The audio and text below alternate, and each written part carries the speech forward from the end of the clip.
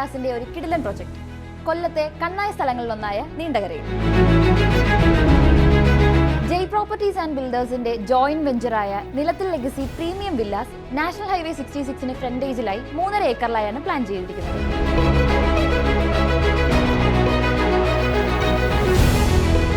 5 saint മുതലുള്ള പ്ലോട്ടുകൾ available ആണ്.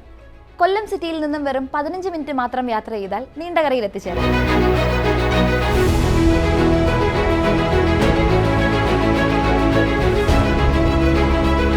നീണ്ടകരയിലെ സെന്റ് സെബാസ്റ്റ്യൻ സ്കൂളിന്റെയും സെന്റ് സെബാസ്റ്റ്യൻ ചർച്ചിന്റെയും എതിർവശത്തായാണ് ലൊക്കേഷൻ. കൂടുതൽ വിവരങ്ങൾക്കായി